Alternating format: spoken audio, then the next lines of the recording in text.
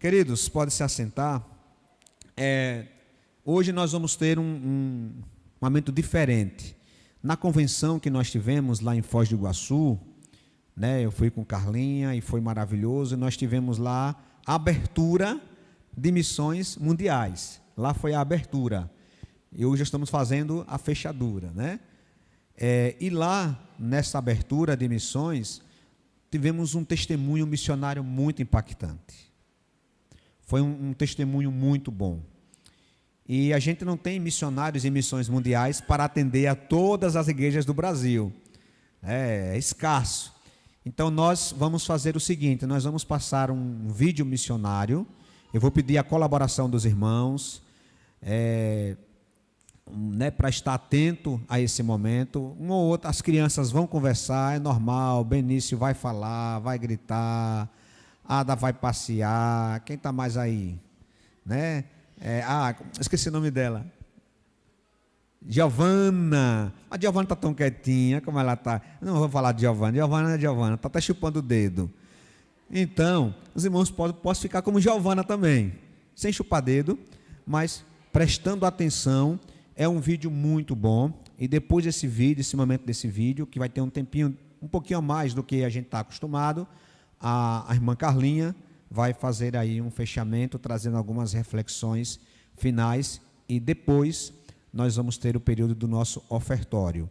Para o ofertório, aqueles cartões de missões, vai explicar, né? Muito bem. Então, vou pedir que a equipe desligue essas lâmpadas, para a gente proporcionar um momento melhor, e a gente vai, no momento agora, assistir esse testemunho missionário muito impactante, para a glória de Deus.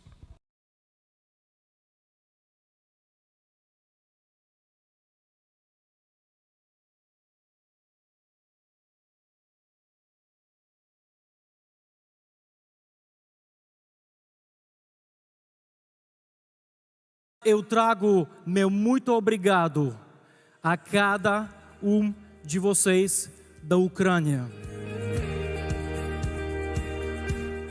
Я привіз вам велике дякую від Української церкви, вам, бразилійській церкві. Дуже дякуємо вам. Vocês já viram ucraniano jogando a bola? Aprendi com vocês. Na verdade, eu trago meu muito obrigado a cada um de vocês da Ucrânia. Para chegar aqui, eu percorri um longo caminho, saindo de um país que agora está em guerra, milhares de quilômetros, somente para trazer duas palavras para você. E a primeira palavra, obrigado. Em nome da minha família, Irina, meus dois filhos, Lata e Lucas, Любомир Матвеев, seus dois filhos, Maximus e Nathan, mais de 30 nossos obreiros, mais de milhares de voluntários, querida Igreja Batista Brasileira, muito obrigado pelas suas orações. Deus está ouvindo a sua oração e eu sou um testemunha vivo disso. Eu quero agradecer a todos os pastores, colegas e amigos e principalmente aos nossos colegas missionários. Eu confesso a vocês, eu fui profundamente comovido também com a nossa sede, como os funcionários da junta. Irmãos e irmãs da Junta de Missões Mundiais que estão trabalhando na sede. Muito obrigado a vocês também. Em nome do povo ucraniano que está vivendo um momento muito difícil, eu quero trazer muito obrigado.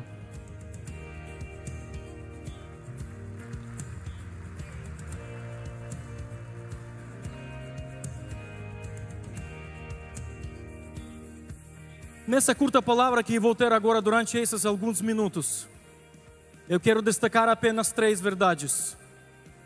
Primeira, sobre a fraqueza do ser humano. Segundo, sobre a grandeza de Deus. E terceiro, sobre a importância da igreja estar obediente à voz de Cristo. Porque somente nesse momento teremos a possibilidade de viver no poder de Deus.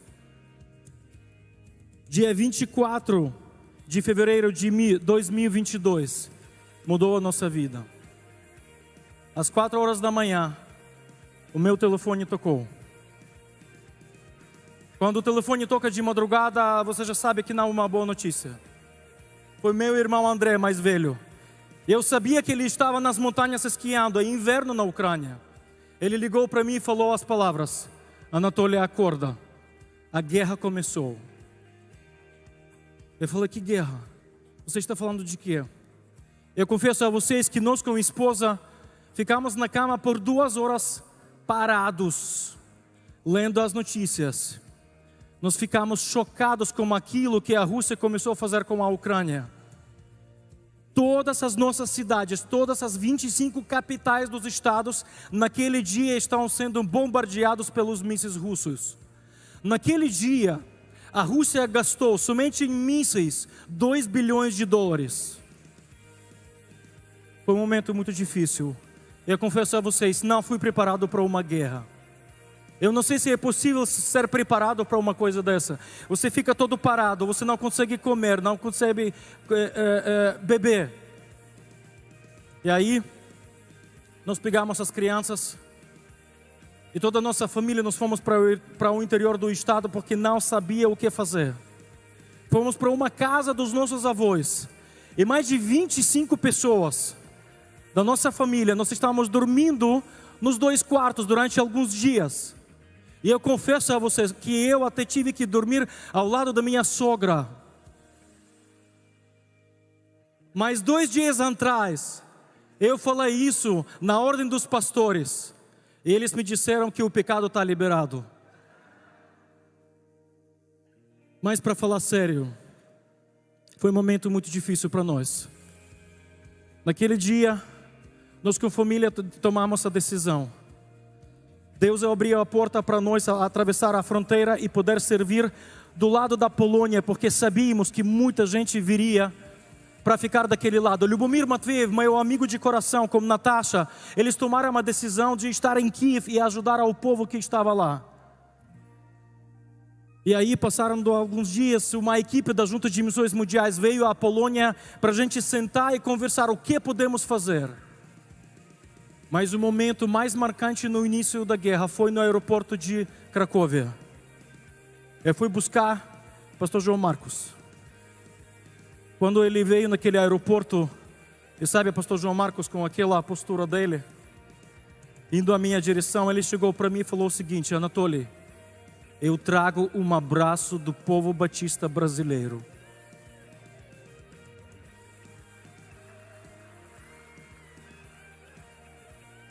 Não é uma palavra qualquer. Naquele momento, a primeira vez eu chorei de verdade.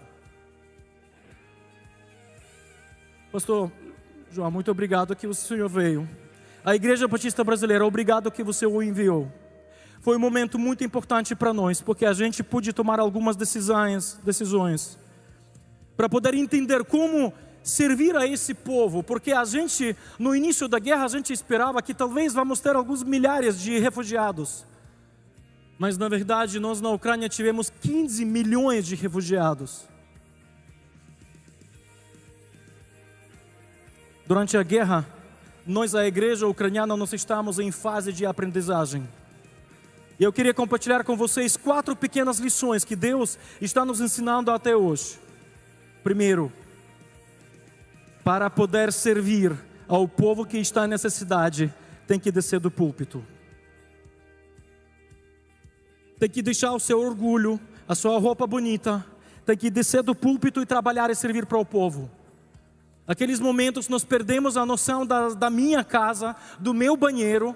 Quando alguém ligava e falava: olha, nós temos uma família de 4 pessoas, ninguém perguntava se na sua casa tem espaço. Tem que abrir a porta. Meu carro, todo mundo começou a servir. E a gente aprendeu que é tão importante viver no poder do Espírito, e para isso tem que descer do púlpito. A segunda coisa, o pouco nas mãos do Senhor se torna grande. A quantidade da necessidade que nós passamos naquele momento, os irmãos não podem imaginar. Milhões de pessoas começaram a sair da parte central da Ucrânia, do sul da Ucrânia, para a parte ocidental, para poder fugir do país. Em 3 dias, nós não tivemos mais gasolina, Todos os supermercados não tinham mais comida. E olha, a gente não pediu nada. A Junta de Missões Mundiais. Eu não sei onde eles conseguiram dinheiro, mas quando eles começaram a vir, toma aqui $10.000. E a gente usou aqueles $10.000 para comprar uma van. Por quê? Porque foi necessário levar refugiados da zona de conflito da cidade de Kiev até a cidade de Lviv. Pastor João, o senhor não sabe disso. Aquela van, só em 3 meses, fez 100.000 quilômetros para trazer mais ou menos 1.500 refugiados. Parece tão pouco, mas muita gente foi abençoada. Eu lembro quando na minha igreja, na cidade de Lviv, na Igreja Transformação, todo dia nós estávamos recebendo 50, 100 pessoas. Aí precisava dormir. Toda a igreja se tornou um espaço para dormir. Havia muita gente. Aí chegou uma senhora bem velhinha. Ela foi trazida lá da parte oriental. Ela procurou os nossos pastores, meu colega Victor, pastor João o conheceu. E aquela senhora chegou com uma sacola. Ela disse: o senhor é pastor? Eu trouxe isso para você. E o pastor Victor perguntou: mas o que tem lá dentro da sacola? Aí ela abriu e lá dentro tinha 80.000 grivnas. Moeda local. Naquela época era $5.000. E ela falou: toda a vida eu estava guardando esse dinheiro. Eu não preciso mais desse dinheiro. Você sabe o que fazer. Ao redor tinha tantas pessoas que precisavam de ajuda. Quando o pouco que a gente tem, mais consagra nas mãos do Senhor, Ele vai fazer a diferença. É uma segunda lição que a gente está aprendendo. É a terceira lição. Foi tão importante reavaliar dos valores, as suas prioridades. Eu lembro no momento quando o André ligou para mim, meu irmão, e disse que começou a guerra. Sabe o primeiro pensamento que chegou na minha cabeça? Meu apartamento, o meu carro, a qualidade da minha roupa, tudo perdeu sentido em 1 minuto. E quando eu olhei para as minhas crianças e para minha esposa, eu entendi que a coisa mais importante que nós temos é a vida do ser humano. Jesus Cristo morreu pela vida do ser humano. Ele está aguardando que nós, como a igreja, sejamos obedientes à sua voz para viver no poder do Espírito Santo, para salvar essas vidas. E quarto, não é a nossa grandeza que faz diferença, mas o nome do Senhor Jesus. Quando eu olho para vocês, eu entendo, meus irmãos, que eu estou aqui, mas atrás de mim há um exército na Ucrânia, muitos dos nossos missionários, e eu apenas sou uma peça. Outro momento que marcou a minha vida foi o mês de outubro, agora. Pastor Alexandre veio, não sei onde ele está. Pastor Alexandre, cadê você? Nós estávamos fazendo mais um acampamento para as crianças com futebol. E eu aprendi durante a guerra a jogar a bola, viu, gente? Ele veio e quando eu busquei ele no aeroporto de Varsóvia, a gente estava seguindo a Ucrânia, porque já havia uma equipe de voluntários. Ele fez uma pergunta no carro. Sabe aquela pergunta que vale 1 milhão? Ele me perguntou: Anatoly, o que vamos fazer no período pós-guerra? Eu já me alegrei porque a conjunção do verbo fazer foi no plural. Vamos. Ele não me falou o que você vai fazer. Ele me disse o que nós vamos fazer. E sabe, eu não sabia o que responder para ele. Mas agora, alguns meses passando, orando, falando com minha esposa, falando com alguns colegas missionários, nós vemos e destacamos 4 áreas. E eu agora peço a vocês, irmãos e irmãs, se você está orando por nós, por favor, ore por essas 4 áreas. Nós somos muito frágeis nessas 4 áreas. Primeira área, crianças. Quando eu vejo a criança brasileira que está tocando bola, a gente quer que o nosso país seja um país livre e os nossos filhos também pudessem tocar essa bola. Você sabia que agora se calcula o número menor de crianças órfãos, que os 2 pais morreram durante a guerra, se calcula no mínimo 20.000 crianças. 20.000 crianças. Você sabia que a Rússia deportou mais ou menos 350 mil crianças para a Rússia? Justamente por esse crime, a Corte Internacional de Holanda decretou uma sentença para Putin. 350 mil crianças estão agora na Rússia sendo deportados. Eles estão sendo agora adotados pelas famílias russas porque eles querem que a cabeça deles não tenha esse sentimento de liberdade. Nós queremos responder a esses desafios. Nós temos montado alguns planos, principalmente através de futebol. Levar a paz como os pés. Nosso sonho agora é criar pelo menos uma escola de futebol em cada dos 25 estados do Brasil, da Ucrânia. Crianças. Segundo desafio. Viúvas.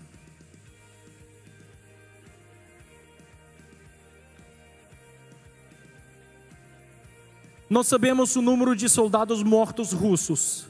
A Ucrânia fornece esses dados. Você sabe quantos soldados russos já morreram na terra, na guerra? Se calcula hoje em dia mais ou menos 400 mil. Mas nós não sabemos o número exato dos soldados ucranianos mortos. Esse número é sigiloso. Durante a guerra não se fala sobre isso.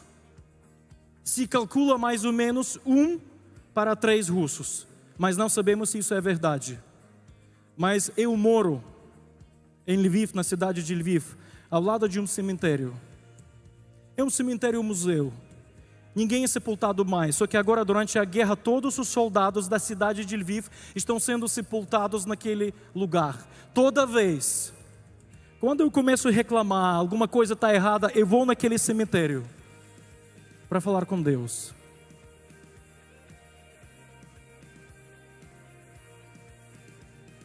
Nós não temos uma informação sobre a quantidade de viúvas. Mas todo dia, novos soldados mortos estão chegando para ser sepultados. A Igreja Batista Central de Lviv está fazendo um trabalho com viúvas. E eles estão agora atendendo, trabalhando com 90 viúvas. Sabe o que me choca mais? A grande maioria delas estão abaixo de 30 anos. Eu fui convidado para pregar no Natal. Eu pensei, puxa vida, o que eu vou falar para a viúva? Eu sou vivo, eu tenho a minha esposa. O que eu vou falar para elas? As viúvas. O segundo motivo, o segundo desafio. Terceiro desafio. Traumas. Sabe, quando você passa por um estresse, um acidente de carro, talvez uma morte de câncer de alguém da sua família, é uma dor profunda. Quem passou por isso, ou talvez os seus familiares, vocês sabem o que eu estou falando. Mas gente, nós já estamos vivendo quase 700 dias de guerra. Mas na verdade, muitos do Ocidente não sabem disso. A guerra na Ucrânia acontece não em 2 anos, mas 10 anos. Porque em 2014 a Rússia tomou a Península Crimeia e 2 estados. E quando a Ucrânia começou a gritar para o mundo ocidental, todo mundo ficou de fora. E depois de 8 anos, a Rússia atacou a Ucrânia de novo. Se calcula que hoje, mais ou menos 15 milhões de ucranianos estão vivendo com traumas psicológicas. 15 milhões de pessoas na Ucrânia estão vivendo com traumas psicológicas. Como a nossa população 40 milhões, calcule a quantidade. Traumas emocionais, traumas físicas, traumas espirituais. Na semana passada, antes de vir para o Brasil, eu fui com as crianças para cinema. A vida continua na Ucrânia, graças a Deus. Deus está ouvindo as suas orações. Nós fomos para o cinema com as crianças. E quando chegamos no cinema, eu vi 10 soldados veteranos que vieram também para assistir um filme, cada um sem uma perna. Tantas traumas agora na Ucrânia. E nós temos que dar resposta a isso. E quarto e último desafio que nós temos.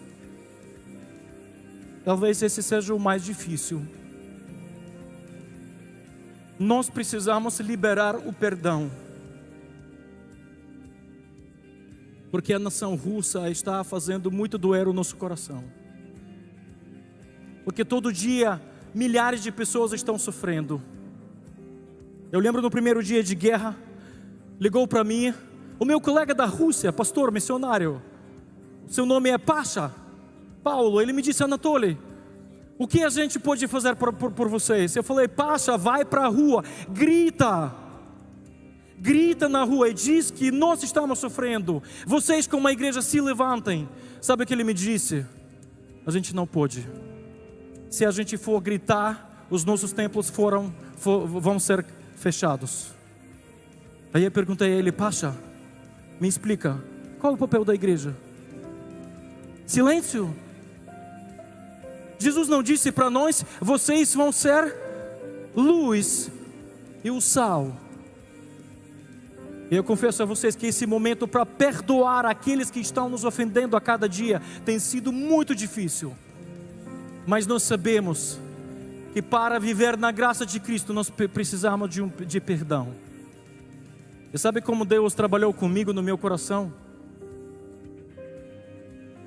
Alguns meses atrás, o governo da minha cidade, da cidade de Lviv, chamou os pastores e disse o seguinte: olha, nós temos muitos prisioneiros russos, prisioneiros de guerra que estão aqui na cidade, na nossa cidade, milhares de pessoas. Se vocês quiserem, no domingo eles trabalham de segunda ao sábado, sendo protegidos pelo Pacto de Genebra. Mas se vocês quiserem, no domingo eles estão livres. Você pode ir lá e pregar. E nós dividimos 1 hora para a igreja católica, 1 hora para a igreja Assembleia de Deus e nós batistas. E sabem, antes de ir para lá eu recebo uma notícia. O meu irmão da minha igreja de 30 anos, Bogdan, eu fiz o seu casamento em 2018.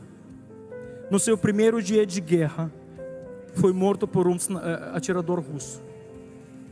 Eu fiquei com tanta raiva. Falei: eu não vou pregar para esses russos. Mas no sábado de noite, antes de ir para a cadeia, eu sonhei com uma voz de Cristo. Ele me falou o seguinte: vá e pregue a palavra. Amor não é um sentimento, amor é uma decisão. Eu fui lá sem vontade, parece um Jonas da vida. Eu fui lá. Cheguei lá. Já entrando na prisão, você já tem aquele medo, sabe? Aqueles portões entrando, saindo. Aí fomos num quarto para 70 pessoas. Aí levaram lá 3 grupos, 70 pessoas cada. Então tinha mais ou menos 240 pessoas lá, num espaço estreito. E havia apenas um soldado guarda que estava me segurando. Eu peguei a Bíblia e eu preguei um texto do Novo Testamento sobre a parábola do bom samaritano. E falei dos 4 personagens naquela parábola. Todos eles ficavam assim. E quando fiz o apelo, muitos deles entregaram as suas vidas a Cristo Jesus.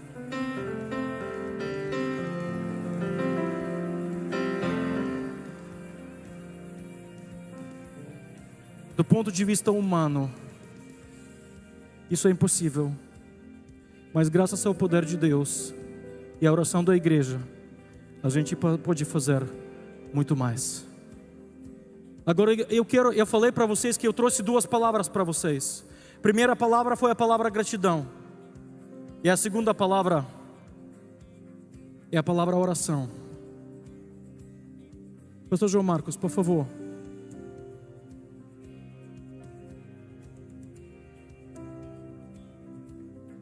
Eu trouxe aqui essa bandeira para vocês.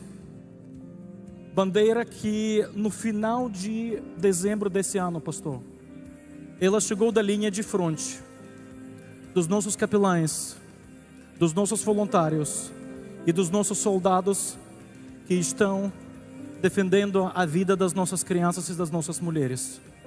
E aqui nessa bandeira tem escrito os seus nomes e uma palavra em ucraniano: Дякую. Дякую. Obrigado. Mas eu quero fazer um pacto com vocês. Se vocês prometem que vão continuar a orar por nós a cada dia, até que a guerra se acabe, diga amém. Você promete isso? Pastor, é para o Senhor.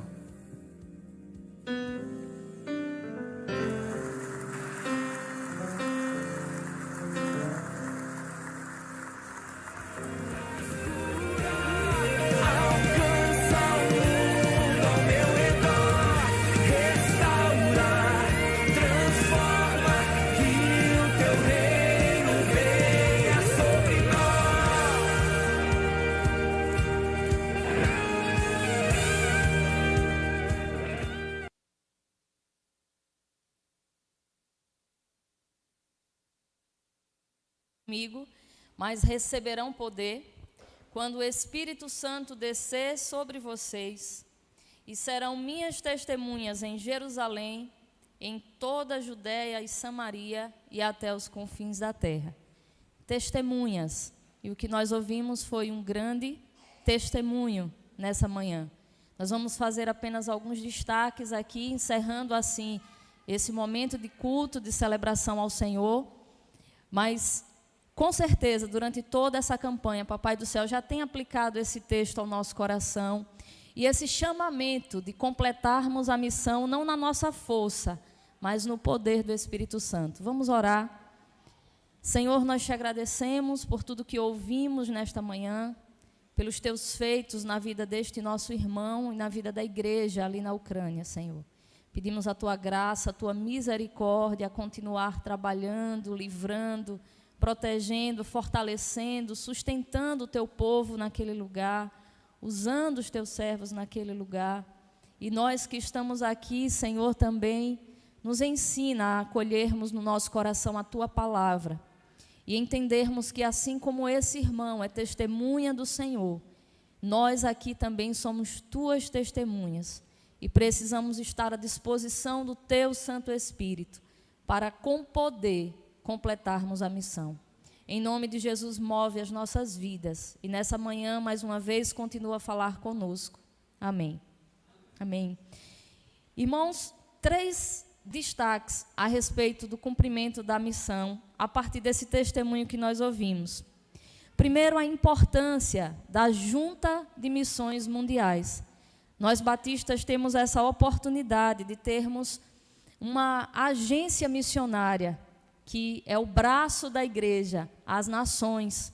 E como igreja local, a gente vai se envolvendo e dando suporte a essa agência missionária. Eu fui resgatar um pouquinho da história dessa agência. Imagine que no ano de 1907, os irmãos batistas se reuniram para mais uma de suas convenções nacionais. Quem é batista há algum tempo já participou de alguma convenção estadual ou brasileira. Os batistas se reúnem anualmente para discutir vários temas e tomar muitas decisões administrativas da denominação.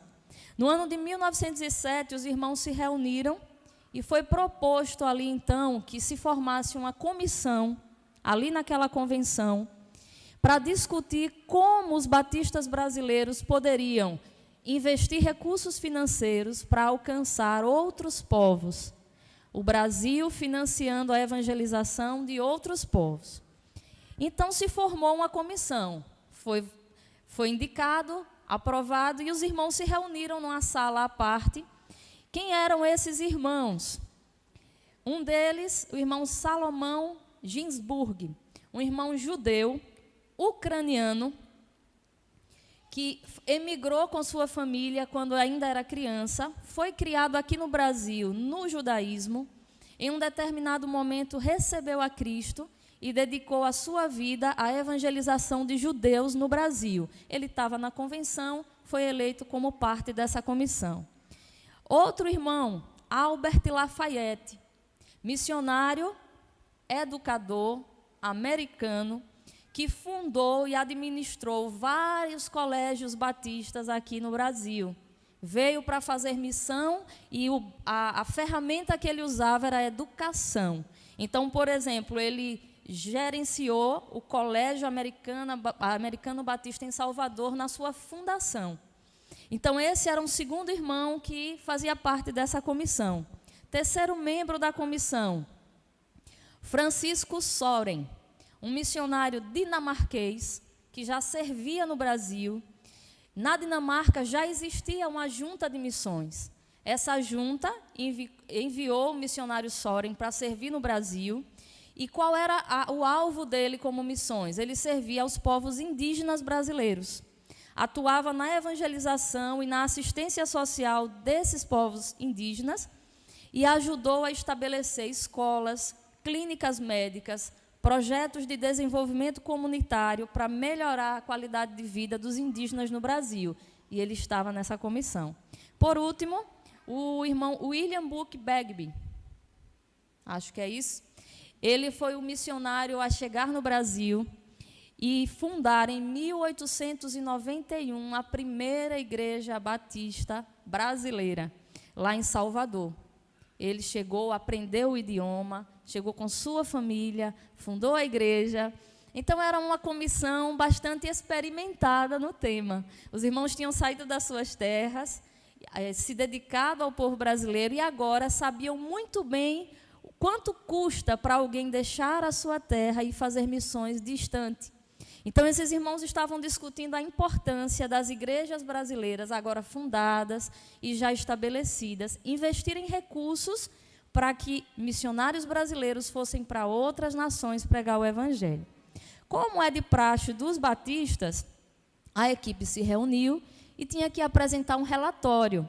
Esse relatório ele foi lido no último dia da convenção, na 6ª sessão daquela assembleia.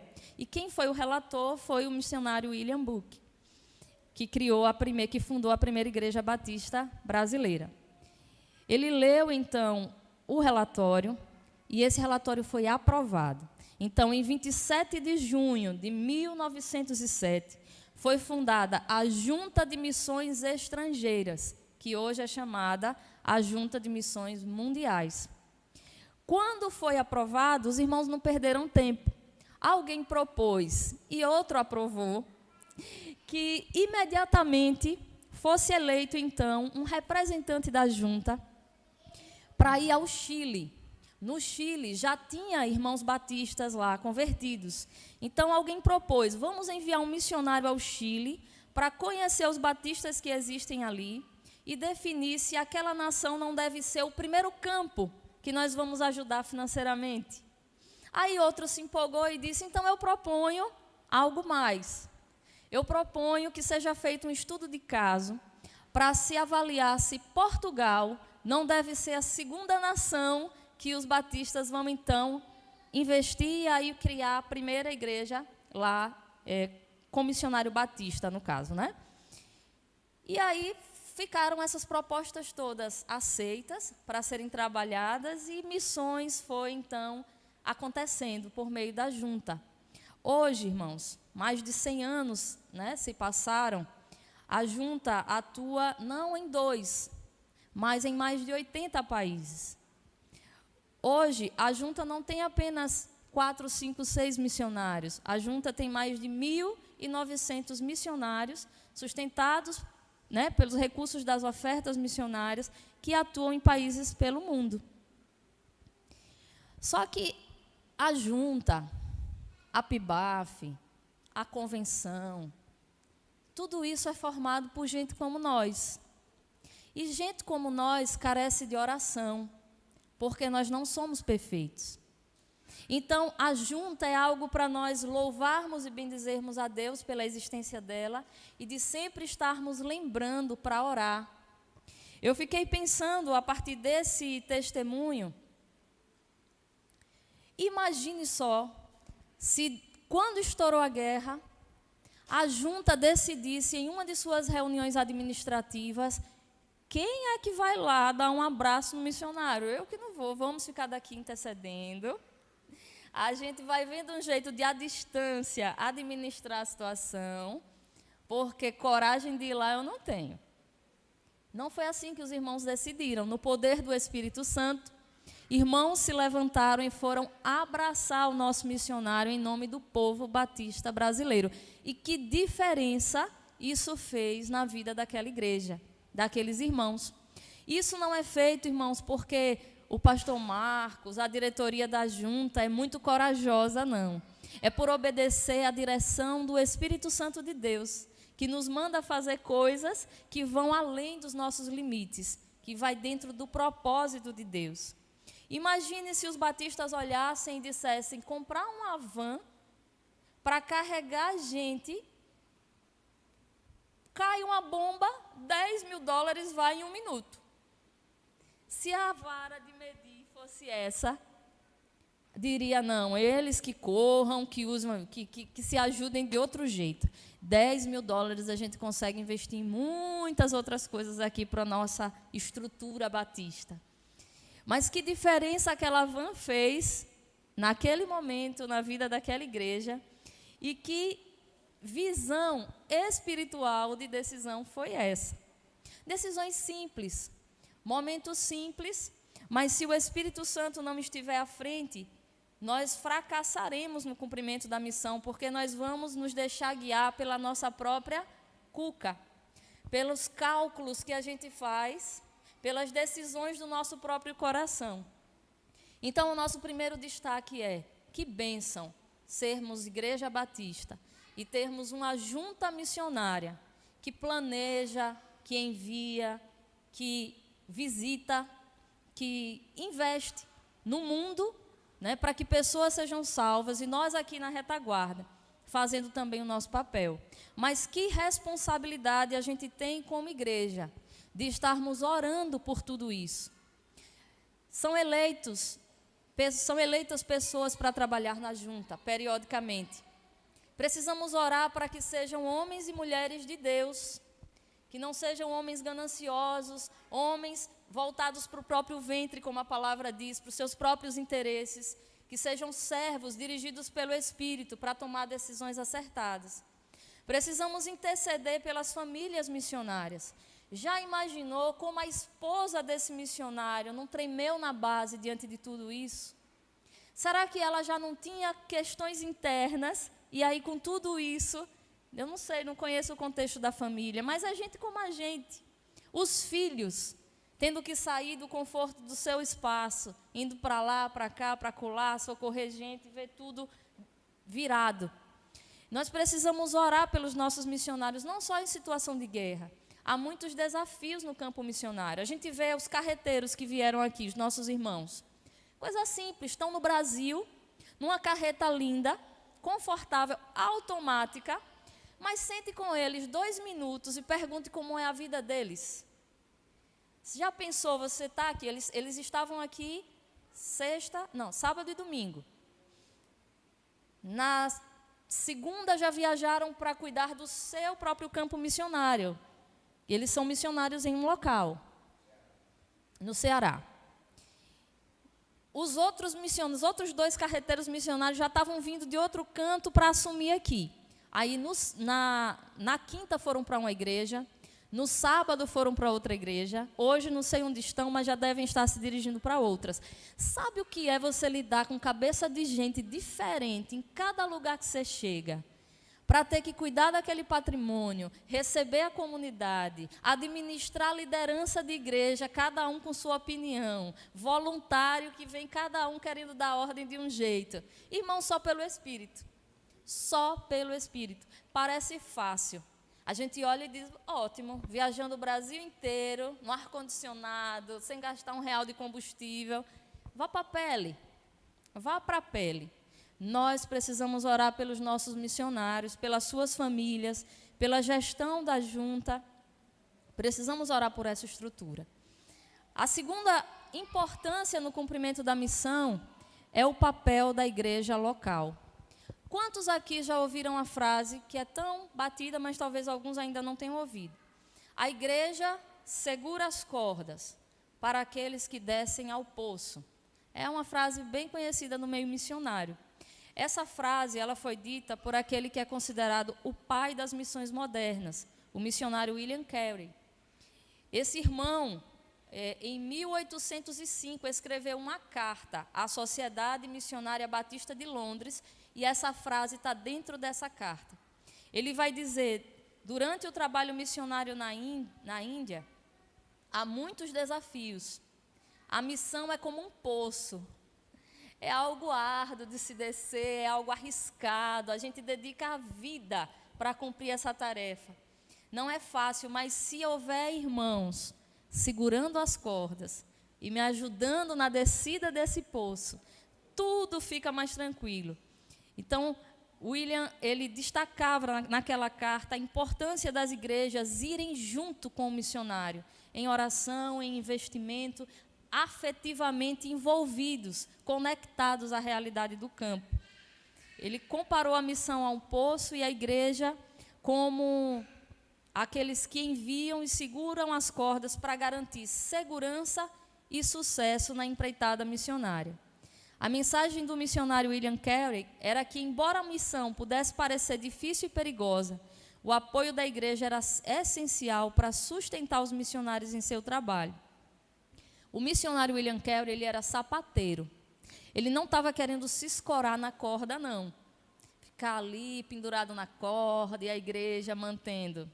Uma das frases do livro dele, um resumozinho que tem da missão dele, ele diz, olha, meu negócio é entender do reino de Cristo, mas eu fabrico e remendo sapatos para ajudar a cobrir as minhas despesas. Tem outra parte do livro que ele começa a plantar coisa no quintal, para vender, para não ser pesado às igrejas. Ele não estava dizendo que iria se balançar na rede e a igreja iria sustentá-lo, não é isso. Mas ele estava dizendo que sozinho ele não conseguiria, porque o projeto de Deus não é isolado. A missão de Deus é um empreendimento espiritual e coletivo. Todo o corpo de Cristo precisa estar envolvido no cumprimento da missão. É uma tarefa dada para se cumprir em equipe. E quando a gente olha para a palavra de Deus, a gente vai ver os homens, lá do início, Barnabé e Paulo, por exemplo, que foram enviados pela igreja de Antioquia. A igreja de Éfeso, ajudando o ministério de Paulo, segurando as cordas para Paulo ir mais longe e avançar no anúncio do evangelho. A igreja de Filipos, apoiando financeiramente Paulo. A igreja de Tessalônica fazendo o mesmo. O projeto de Deus não é carreira solo para os missionários. É um trabalho em equipe e a importância da igreja local é fundamental nesse processo. No poder do Espírito Santo, que nós, como PIBAF, possamos pedir ao Senhor, Senhor Deus Todo-Poderoso, me ensine a ter alegria em contribuir, me ensine a ter garra de segurar a corda, ainda que doa a minha mão, porque corda não é um negócio fofinho, né? Me ensine, Senhor, a ser generoso, a ser generosa nas minhas contribuições, a ser constante, a não fazer apenas quando eu lembro, a ser constante e saber que há muitos desafios no campo, a me comprometer para além da oferta, a me comprometer por orar por missões, por entrar no site da Junta de Missões Mundiais, Nacionais, na convenção estadual e procurar notícias do campo, para estar antenado com a realidade dos nossos irmãos que estão servindo em missões. Senhor, me ensine a participar, a ser cooperador da obra missionária. Só o poder de Deus, irmão, só o poder do Espírito Santo para quebrar o nosso coração das nossas indiferenças e nos fazer nos envolver como igreja nos interesses do campo missionário. Terceiro e último, para encerrar, um destaque muito grande também dado, que é a importância das testemunhas, não de Jeová, de Jesus, no cumprimento da missão. O texto de Atos, que é a divisa da nossa campanha, que foi batido o tempo inteiro. Jesus não chama a gente de outra coisa, não chama de soldado nesse texto, nem de robô, nem de empregado. Nesse texto, a palavra que ele usa é de testemunha. E ele diz que essa testemunha vai ser cheia de poder, e um poder que não vem de dentro, é um poder que vem do alto, que vai passar a habitar no coração do que crê, e que vai impulsionar essa pequenina testemunha a então alcançar outros para Cristo. O Espírito Santo é o poder de Deus. E alguns textos dos muitos que os evangelhos trazem. João 14, 26. O Espírito Santo é aquele que primeiro nos ensina. Uma testemunha primeiro aprendeu. Se a gente falar do que não tem visto nem ouvido a respeito do Senhor, a gente vai ser decoreba, não testemunha. A testemunha aprendeu, experienciou, caminhou com o seu mestre e assim também convida outros para terem as mesmas experiências. João 14, 26, Jesus vai dizer: vocês vão receber o Espírito Santo. E o Espírito Santo vai ensinar a vocês todas as coisas. O Espírito Santo vai fazer lembrar todas as coisas que eu tenho dito a vocês. E assim nós vamos ter condições de transmitir esses ensinamentos para outras pessoas. Tudo que é dito em um púlpito entra aqui, ou daqui para aqui, para descer para aqui, gerar fruto de vida eterna, de obediência ao Senhor, só no poder do Espírito Santo. Então, precisamos aprender de Jesus, ser semeados por aquilo que aprendemos, praticarmos, e assim, no poder do Espírito Santo, darmos testemunho de Jesus por onde formos. O Espírito Santo é aquele que desenvolve o caráter de Cristo na vida das testemunhas. Irmãos, quem somos nós? Quando ninguém está olhando, o que é que passa aqui, aqui? Quando ninguém está olhando, que tipo de testemunha é a gente? Aí o Espírito Santo entra em ação. E agora ele pega um coração egoísta e começa a ensinar a ser generoso. Ele pega uma pessoa bruta, ignorante, que não aguenta ouvir nada que diz 2, 3, e começa a ensinar o caráter de Deus da mansidão. Ele pega alguém que é tímido e que diz, jamais eu vou abrir minha boca para falar do evangelho para alguém.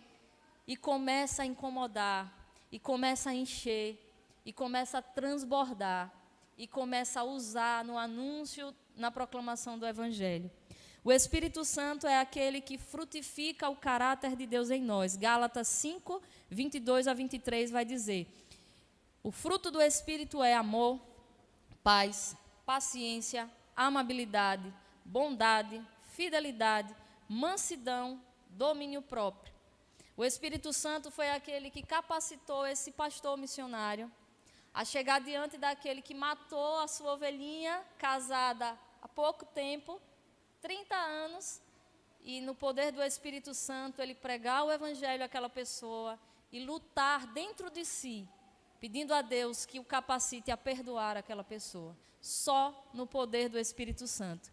E essa é a parte da testemunha, caminhar com Cristo, ser tratada por Cristo, para que também possa ajudar outros nesse processo de caminhar com Jesus. Já encerrando, o Espírito Santo é aquele que nos capacita a empreender ações missionárias estratégicas. 2 Coríntios 3,5 vai dizer, nós não somos capazes por nós mesmos de pensar coisa alguma, como de nós mesmos. A nossa capacidade vem de Deus. De onde saiu a ideia de pegar aquelas crianças órfãs e fazer atividades de futebol, recreação, de acompanhamento, de cuidado com aquelas crianças para que elas fossem amparadas emocionalmente? O Espírito dá ideias, o Espírito inspira e capacita e dá até habilidade, se não tiver, para jogar futebol com as crianças. De onde saiu a ideia de trabalhar com as viúvas, de dar assistência às viúvas, de enxergar as viúvas e matutar? Que tipo de trabalho a gente precisa fazer para ajudar essas mulheres? Quem é que capacita alguém a pegar um coração cheio de trauma, num contexto de guerra, e trabalhar as emoções daquela pessoa? É só pelo poder do Espírito que a gente vai matutar coisas para o reino. É no poder do Espírito que você vai dizer, Senhor, me dê criatividade, me dê ferramentas, me mostre o que é que eu tenho que estudar, me dirige, Senhor, para as melhores ferramentas que eu preciso ter para ser uma testemunha eficaz no teu reino. O que é que eu tenho que de melhor fazer para ser mais eficaz na expansão do teu reino? Eu quero aprender, Senhor. Todos esses missionários que a gente listou e tantos outros, se a gente for resgatar na história, se esforçaram, irmãos, saíram dos seus lugares, aprenderam língua, e se envolveram com a cultura do povo, tiveram que estudar coisas de administração para fundar escolas, administrar escolas, construir prédios, igrejas, clínicas. É algo muito grande, mas eles estavam se colocando à disposição do Senhor e dizendo, Pai, usa a minha pequenez, usa a minha falta de habilidade, usa as minhas limitações, me ajude a avançar, porque de mim mesmo não posso pensar nada de útil, mas a minha capacidade vem de Deus. E eu estou aqui à disposição do Senhor, E é assim que o Espírito Santo nos capacita. Para encerrar, irmãos, ontem, na nossa aula no curso de teologia, o pastor trouxe para a gente a lembrança de 2 missionários, que eu acho que, em certo sentido, no sentido da fraqueza, pode muito nos representar. No sentido da força, aí é muita pretensão. Mas ele nos lembrou a história do missionário David Brainerd. Uma frase que o pastor disse ontem, que é a pura verdade, ele disse, olha, a história da igreja, a gente foi resgatar vários momentos da história da igreja, e ele dizendo, a história da igreja é a história de um Deus forte, conduzindo e usando pessoas fracas. E aí ele deu 2 exemplos. David Brainerd, um missionário americano que atuou entre os nativos americanos, morreu aos 29 anos. E não foi assassinado, não. É porque ele sempre foi tão frágil de saúde, foi tão limitado e lutou tanto para fazer a obra de Deus a despeito das suas limitações, que aos 29 anos já foi o limite do limite. Ele sempre foi muito fraquinho. Quando a gente lê o diário dele, a gente vai ver que até Newton brincou, era para internar no CAPS. No sentido de tanta luta emocional, tanta dificuldade, irmãos, de ver, de estar sozinho no meio de uma mata, dedicando-se a anunciar para uma língua de povos nativos. E quando ele encerrava o culto, a sensação era que ninguém entendeu foi nada, e que ninguém jamais iria aceitar que era um trabalho vão. Mas ele, no coração dele ardia a convicção de que era ali que ele deveria estar, apesar de não entender por que está ali. Porque a sensação era que o trabalho era inútil. Só que a gente vai ver que, apesar das muitas limitações desse missionário, o Senhor o usou para traduzir a Bíblia para línguas desses povos. E o Senhor usou para fundar congregações no meio desses nativos. E a obra avançou no meio daqueles povos. Então, David Brainerd, ele andava a cavalo longas distâncias. No diário, quando ele chegava lá do outro lado que ele tinha que chegar, ele estava acabado, irmãos. E ele botava isso no diário. Porque o diário ele foi descoberto depois, não era para ser revelado. Depois que ele morreu, encontraram e publicaram. E hoje essa é uma obra célebre na área de missiologia, que edifica muitas vidas. Mas edifica como? Revelando a fragilidade do missionário e o poder de Deus usando a fraqueza do missionário. O outro exemplo que o pastor nos trouxe ontem foi de John Knox, que é escocês, e que um dos livros muito famosos atribuídos, assim, que conta a história dele, é A Poderosa Fraqueza de John Knox. A orelha do livro, eu só vi aqui já para terminar, irmãos, a orelha do livro, a apresentação da obra é mais ou menos assim. John Knox, o grande reformador da Escócia, o homem que já foi um escravo no Gales francês, mas subiu para a posição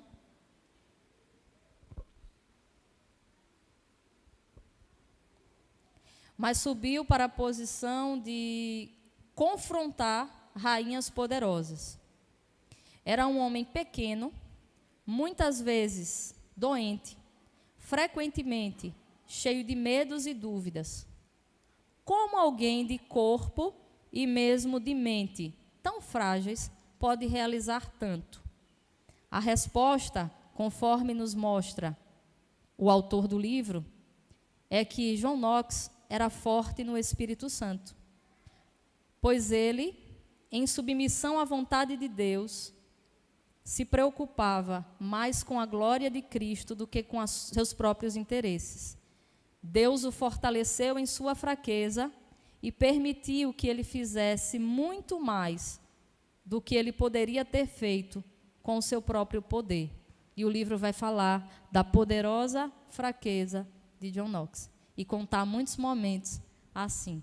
Eu acho que nesse sentido a gente também tem poderosas fraquezas a serem usadas por Deus. Então, nesse encerramento de missões, após termos ouvido esse testemunho tão impactante aos nossos corações, nós estamos então sendo convidados pelo Espírito Santo a sermos gratos pela estrutura missionária que nós temos como batistas, entendermos o nosso papel como PIBAF, de não apenas nas campanhas, mas o tempo inteiro sermos uma igreja antenada, envolvida com a realidade missionária dos campos. E terceiro, de entendermos que Deus usa poderosamente as nossas fraquezas, se nós estivermos submissos à direção do seu Santo Espírito. E que assim sejamos uma oferta viva nas mãos do nosso Deus.